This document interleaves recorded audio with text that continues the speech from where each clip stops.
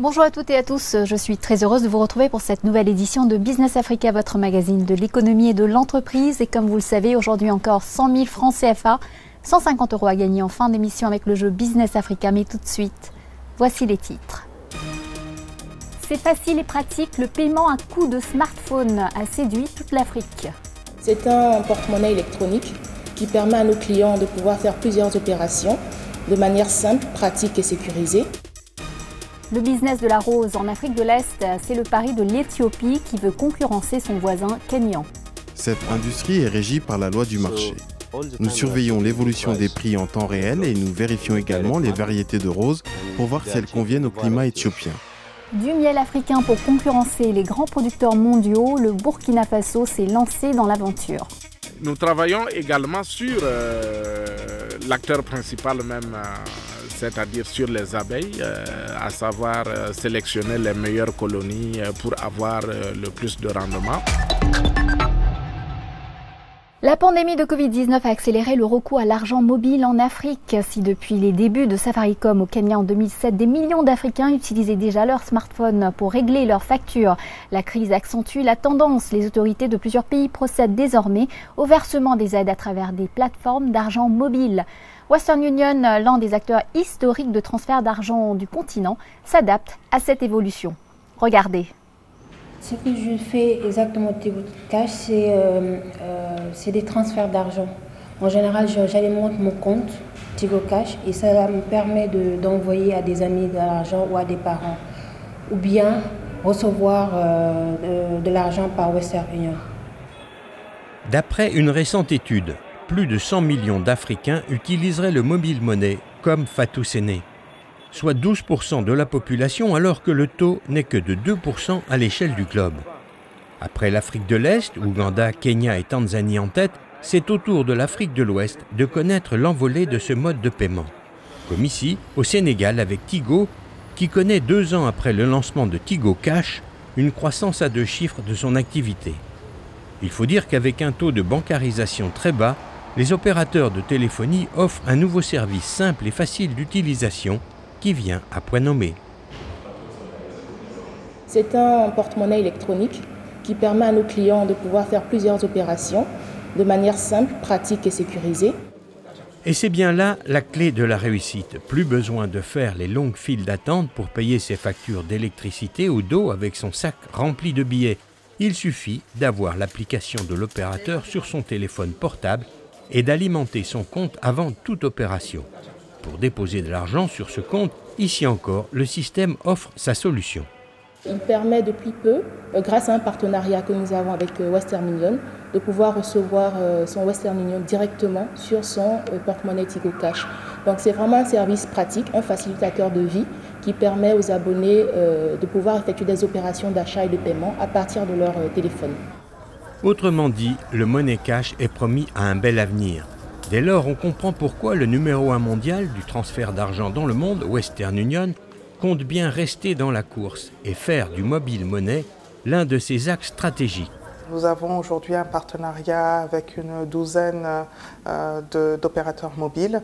La majorité de ces partenariats se trouvent en Afrique et ce n'est pas une surprise au regard de l'usage du mobile que l'on a dans la région et puis de manière plus importante l'utilisation du mobile comme outil de paiement à travers les différents pays de la région. Et les applications sont illimitées pour les particuliers, mais aussi pour les entreprises et les services publics. Ils peuvent même aujourd'hui payer les salaires par mobile money. Les États peuvent aussi verser les pensions de retraite ou encore les bourses scolaires. En Côte d'Ivoire, plus de 10 millions d'euros transitent chaque jour par ces services. Et au Mali, la somme des transactions représente plus de 20% du PIB. Et le digital money, comme on l'appelle, ne s'arrête pas là. Nous avons développé des solutions innovantes, très intéressantes, telles que le partenariat que nous avons eu avec Viber et WeChat à travers notre plateforme WooConnect, qu'il y a ceci d'unique, c'est qu'elle permet de s'intégrer justement aux plateformes de ces réseaux sociaux et de permettre à leurs usagers justement de bénéficier d'un service de transfert d'argent qui leur permet d'effectuer au départ de leur compte une transaction dans les 200 et quelques pays et territoires où nous sommes présents. On l'a compris, à l'instar du téléphone mobile qui a permis au continent de rattraper son retard en matière de télécommunications, la multiplication des applications autour de l'argent virtuel associé au mobile est en train de révolutionner la vie quotidienne des Africains. Un phénomène qui place l'Afrique loin devant les pays dits développés.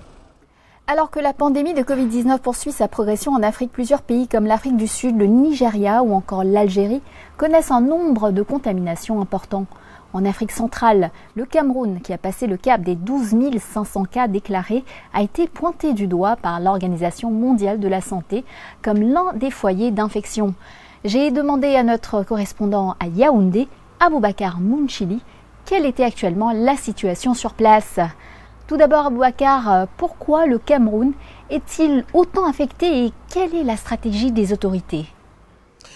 Beaucoup d'explications à cela. Il faut noter entre autres que le Cameroun a eu à prendre un peu de retard dans la prise de décisions fortes, des décisions entre autres comme la surveillance et la fermeture systématique de ses frontières. On a assisté au début de la pandémie à des actes d'incivisme et surtout d'irresponsabilité de la part de certains voyageurs en provenance d'Europe, des voyageurs suspectés qui étaient mis en quarantaine, mais malheureusement ont choisi de fuir les lieux de quarantaine pour se retrouver dans les familles, donc au sein des communautés, ce qui a un peu compliqué les choses et facilité le contact avec le virus.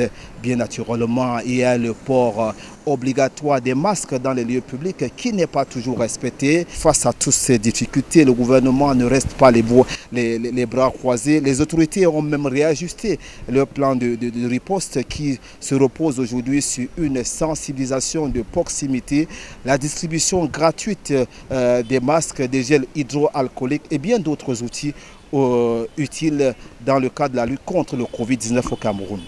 Il y a très peu d'informations sur la propagation de la pandémie dans les pays d'Afrique centrale. En sait-on un peu plus, notamment sur la détection des cas de Covid-19 dans la région? Ce qui est sûr, c'est que le cataclysme annoncé en Afrique par l'OMS, l'Organisation mondiale de la santé, n'est pas arrivé. Du moins pour le moment, un peu plus de 4 mois que le virus est présent sur le sol africain, contrairement à ce qu'on a vu ailleurs. Toujours est-il que beaucoup de pays sur le continent rencontrent pas mal de difficultés pour réaliser des tests à grande échelle. Problème de kits, problème de laboratoire qualifiés qu'on retrouve en nombre très limité. Problème également de la traçabilité des malades dans un certain nombre de pays. Et bien sûr le problème de disponibilité des statistiques.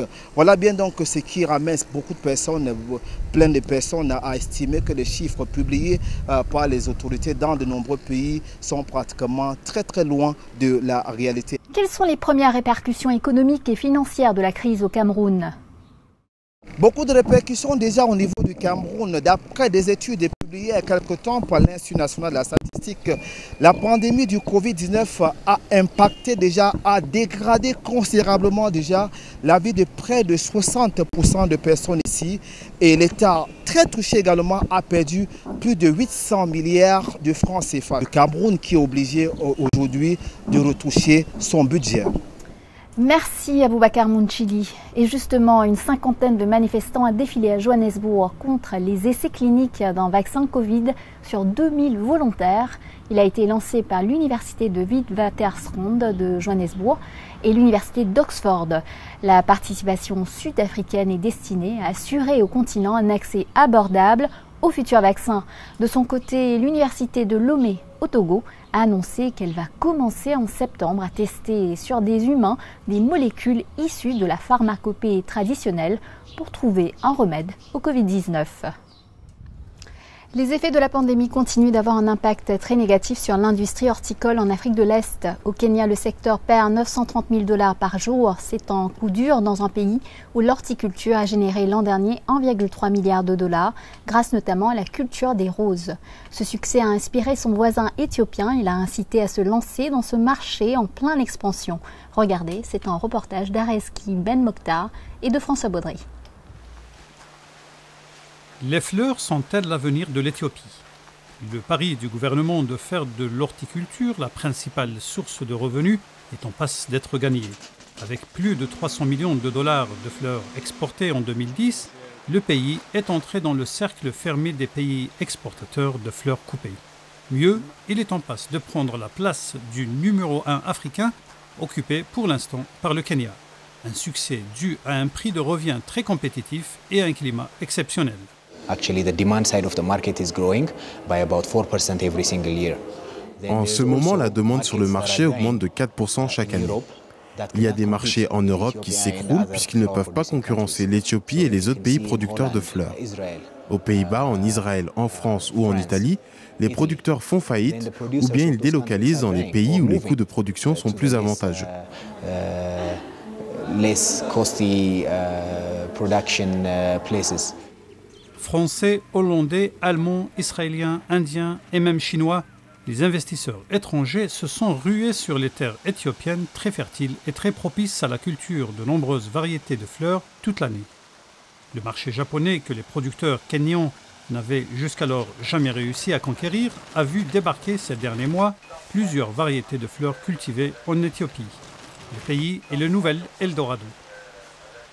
Le gouvernement a tout misé sur cette activité pour créer un miracle économique et a décidé de louer des milliers d'hectares à un prix dérisoire. Actuellement, il existe près d'une centaine de fermes horticoles, dont plus de la moitié est la propriété d'étrangers. Des investisseurs locaux se sont eux aussi lancés dans le business de la fleur. Adugna Bekele est l'un d'eux. Il a profité des subventions de l'État pour passer du transport à la rose.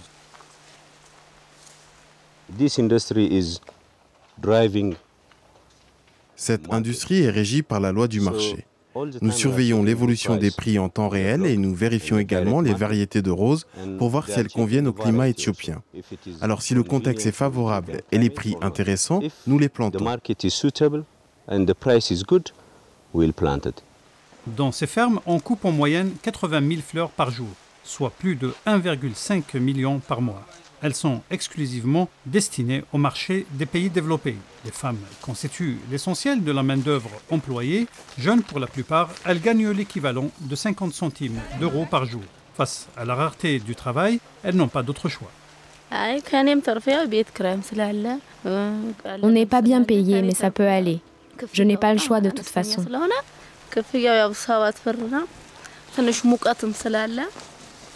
Avant, je n'avais pas de travail. Le travail consiste à enlever les pétales desséchés, les feuilles abîmées. Avec des consommateurs européens de plus en plus exigeants sur l'origine des fleurs et au respect de l'environnement, les producteurs africains doivent veiller au respect des normes écologiques, sociales et sanitaires exigées par Bruxelles. If it is, for instance, a class 1 chemical, the greenhouse has to be closed for 24 hours. Si par exemple un produit chimique de première catégorie est utilisé, la serre doit être fermée pendant 24 heures. Alors, imaginez la situation pendant les périodes où la demande est élevée, la Saint-Valentin, la fête des mères, Noël ou pas. The consumer is interested in fairly and Le consommateur veut des produits équitables et respectueux de l'environnement. Nous essayons de faire appliquer un code de conduite à chaque fermier. Nous commençons par le plus élémentaire et le plus important, les lois locales, les lois du travail et l'aspect social. L'environnement est donc une préoccupation réelle, mais difficile de vérifier sa mise en pratique sur le terrain. Le coordinateur pour les questions écologiques veut espérer que ces vœux ne seront pas vains. Tout le monde veut promouvoir la santé et la prospérité pour maintenir le développement économique. Mais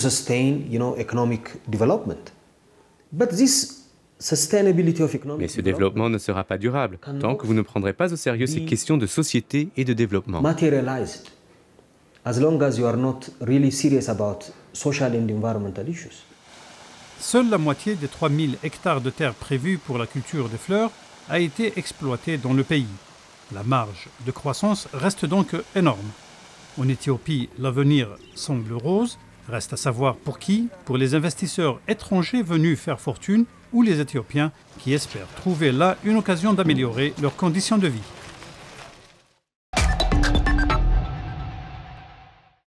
Bienvenue dans la deuxième partie de notre émission. D'après le Fitch Rating, l'endettement des États d'Afrique subsaharienne va fortement augmenter en 2020 et bien plus que dans les autres économies émergentes.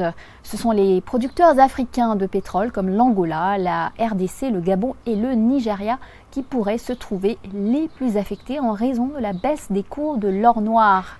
J'ai demandé au professeur Ndubisi Nwokoma, ancien responsable du département d'économie de l'Université de Lagos, de nous expliquer le dilemme auquel fait face le Nigeria. Professeur Ndubisi Nwokoma, merci de nous rejoindre sur Business Africa pour parler de la situation économique au Nigeria. Des cours de pétrole en berne et une dette extérieure croissante. Est-ce que la situation du Nigeria est inquiétante?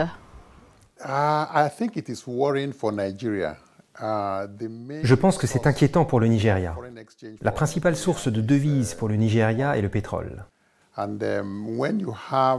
Et lorsque le prix de cette commodité baisse, c'est très inquiétant. Et à cause de cette pandémie de Covid-19, le prix du pétrole a chuté de façon drastique. Et nous pouvons voir que le pays a beaucoup emprunté pour financer le budget de cette année. C'est également très inquiétant car cela a beaucoup d'implications pour le service de la dette et dans le budget de cette année. Nous avons environ 3 000 milliards de dollars nigérians prévus pour le service paiement.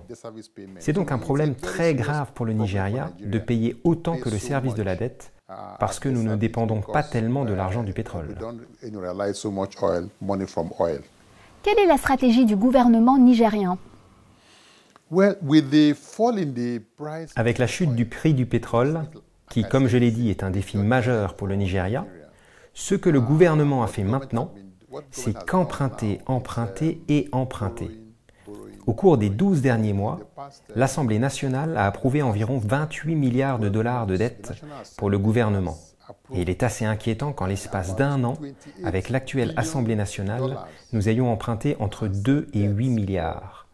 L'emprunt est donc une option qu'ils ont choisie, ce qui pour beaucoup d'entre nous n'est pas vraiment la meilleure option. Existe-t-il d'autres options ou pistes? L'autre option que le Nigeria aurait dû mettre en place est de réduire le coût de la gouvernance. Au lieu d'avoir les mêmes 10,5 ou 10,8 000 milliards de dollars nigérians équivalents au budget, ils auraient dû réduire la taille du budget à quelque chose comme 8 ou 9 milliards, de sorte qu'il n'ait qu'à emprunter pour combler l'écart. Donc, si vos revenus ont chuté en tant que pays, lorsque le prix du pétrole a baissé, ce que l'État aurait dû faire, c'est effectivement réduire les dépenses, mais pas maintenir vos dépenses au même niveau que lorsque vous empruntez. Emprunter n'est pas de l'argent gratuit. L'emprunt a des répercussions sur le service de la dette. Thank you, Professor Ndubisi Nwokoma. L'Afrique continue de faire des progrès contre les flux financiers illicites. Selon le rapport Transparence fiscale Afrique 2020, les demandes d'échange de renseignements envoyées par les administrations fiscales africaines se sont multipliées ces dernières années, au point que 8 pays africains se sont assurés 189 millions de dollars de recettes supplémentaires entre 2014 et 2019. L'échange automatique de renseignements a quant à lui déjà permis au Nigeria et à l'Afrique du Sud de récupérer 378 millions de dollars grâce au programme de divulgation volontaire. C'est une excellente nouvelle pour tous les malades du cancer. Grâce à un accord avec les industriels pharmaceutiques, 20 traitements anticancéreux de premier plan vont être accessibles en Afrique subsaharienne. Ils ciblent 27 différents types de cancers et permettent notamment d'assurer les traitements de chimiothérapie pour les cancers du sein, du col de l'utérus et de la prostate qui tuent le plus en Afrique. Les patients devraient économiser en moyenne 59% sur les médicaments achetés dans le cadre de ces accords. Il est très apprécié dans le monde entier et pourtant sa production stagne. Le miel est la première victime des épandages d'insecticides et d'herbicides ou encore du changement climatique. Sa consommation, plus prisée que jamais aux États-Unis et en Europe, est tributaire des importations. Un marché juteux dominé par la Chine, mais dans lequel l'Afrique commence à entrer sur la pointe des pieds, comme ici au Burkina Faso. Regardez. Le miel est l'un des produits les plus prisés sur le marché international. Face à une demande croissante, les producteurs africains sont de plus en plus nombreux à se lancer dans cette activité très lucrative. Exemple au Burkina Faso. Ici, comme un peu partout sur le continent, la production de miel est une activité traditionnelle, pratiquée dans presque tous les ménages en milieu rural. Au village, la production est sauvage. Pas besoin de nourrir les abeilles ni de les entretenir, pas besoin d'intrants non plus. Seul investissement, l'achat d'une ruche. Si la saison est bonne, nous gagnons 100 000 francs CFA. Et quand il n'a pas bien plu, nous nous retrouvons avec 50 000 francs CFA par an. Cela fait 15 ans que je produis du miel. Ça nous aide à payer la scolarité de nos enfants et à nous procurer de quoi manger. Parce que souvent, les récoltes ne suffisent pas. Le pays produirait 500 tonnes de miel par an. Une estimation seulement, car la filière n'étant pas vraiment structurée, difficile d'obtenir des statistiques fiables. Sur le terrain, des organisations se mobilisent pour inciter les populations à moderniser leurs activités. À Zignaré, la fédération des groupements Wenyam a distribué près de 2000 ruches modernes aux apiculteurs de la région. Cette ONG garantit aux producteurs des prix encore plus substantiels en apportant au miel sauvage collecté un traitement qui lui permet d'entrer directement dans les supermarchés des grandes villes. Au niveau du centre de production, le miel brut, nous l'achetons à 750 francs CFA. Voilà. Par contre, au niveau du marché local, ils n'ont même pas 500 francs, souvent c'est à 200 à 300 francs CFA. Donc vous voyez, nous avons quand même pu augmenter le revenu jusqu'à plus de 50%. Et nous essayons de placer par exemple ces produits-là dans les boutiques et même les grands magasins à Ouaga. Nous avons aussi des consommateurs privés au niveau local qui viennent pour des commandes, et sur le plan international même, je prends par exemple le cas de la Belgique où nous avons également des partenaires qui font des commandes, mais actuellement c'est au stade vraiment d'une consommation privée à leur niveau. Ce marché international pourrait rapporter gros justement, mais pour cela, le Burkina et les autres pays africains doivent d'abord professionnaliser une filière incapable pour l'instant de satisfaire les grosses commandes. Autre impératif, s'inscrire dans une démarche de qualité pour obtenir l'agrément de l'Union européenne, son plus gros client.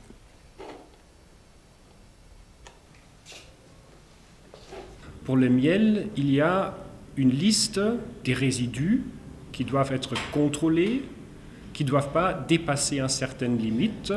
On parle des médicaments, on parle des pesticides qui sont utilisés pour la production du miel, qui ne doivent pas dépasser une certaine limite dans les échantillons. Il y a certains produits comme des médicaments antibiotiques, antimicrobes, qui sont complètement interdits en Europe. Donc, ceci s'applique aussi pour le miel de provenance du Burkina. Donc, c'est l'autorité compétente du Burkina qui devrait établir un tel plan de résidus pour le miel. Malheureusement, un tel plan n'existe pas. En attendant la mise en place d'un label certifié, les initiatives de transformation locale du miel se multiplient pour répondre aux besoins des Burkinabés. Jacques Kouadima, ingénieur technologue, a fait du miel sa spécialité. Aujourd'hui, il possède sa propre ferme agroécologique à Nidungu, dans l'est du pays. Nous ne faisons pas seulement que produire. Nous travaillons sur un plan transversal, c'est-à-dire que nous travaillons sur les technologies de production, les outils de production, l'amélioration des ruches, des équipements d'exploitation, etc., etc. Nous travaillons également sur l'acteur principal même, c'est-à-dire sur les abeilles, à savoir sélectionner les meilleures colonies pour avoir le plus de rendement. Nous avons par exemple beaucoup utilisé le miel et ses dérivés dans la production des cosmétiques. Les savons au miel, les pommades, les crèmes, les laits, etc. Ainsi que certaines solutions pharmaceutiques. Conscients du fort potentiel du secteur, les pouvoirs publics se sont engagés à promouvoir ce qu'on appelle les produits forestiers non ligneux, c'est-à-dire des produits autres que le bois, comme le miel. Défi principal, freiner la déforestation causée par les feux de brousse, mais aussi par l'utilisation d'herbicides et de pesticides. De vastes plans de reboisement d'arbres mellifères sont aussi envisagés. C'est le moment de récompenser les fidèles de Business Africa. À vous de répondre aux questions qui suivent. Si vous êtes tiré au sort parmi ceux ou celles qui auront donné les bonnes réponses, vous gagnerez 100 000 francs CFA, 150 €. Il s'agit du jeu numéro 528. Tous à vos crayons, écoutez bien les 2 questions qui suivent et bonne chance à vous. Première question. Qui est le numéro 1 africain des fleurs coupées? L'Éthiopie, le Kenya, l'Afrique du Sud. Deuxième question. Combien de miel produit par an le Burkina Faso? 500 tonnes, 15 tonnes, 350 tonnes. Vous connaissez les réponses, vous pouvez participer dès maintenant en allant sur notre page Facebook Business Africa. Répondez aux questions en nous envoyant un mail à l'adresse qui s'affiche et bonne chance à vous. Surtout, n'oubliez pas d'indiquer vos coordonnées, nom, adresse, téléphone, mail et le numéro du jeu auquel vous participez avec les réponses bien sûr. Ce jeu par exemple est le numéro 528. Le gagnant recevra 100 000 francs CFA, 150 € par mandat. Comme notre gagnant du jour, félicitations, vous avez donné les bonnes réponses de notre émission numéro 524. Le nom s'affiche à l'écran. Petit rappel. Première question. Combien de tonnes d'ananas peut-on produire sur un hectare? Réponse, 5 tonnes. Deuxième question. Quel est le chiffre d'affaires des cosmétiques ethniques en France? Réponse, 50 millions d'euros. Voilà, Business Africa, c'est fini pour aujourd'hui. Je vous retrouve la semaine prochaine, même chaîne, même heure pour Initiative Africa. Je recevrai Georges Rebelo Pinto Chikoti, le nouveau secrétaire général de l'OEACP, l'Organisation des États africains, des Caraïbes et du Pacifique. En attendant, vous pouvez revoir cette émission sur nos chaînes Facebook, Vimeo, YouTube et sur notre nouveau compte Twitter @AfricaShows. N'hésitez pas à liker, partager ou commenter avec le hashtag Business Africa TV Show. Prenez soin de vous et à la semaine prochaine.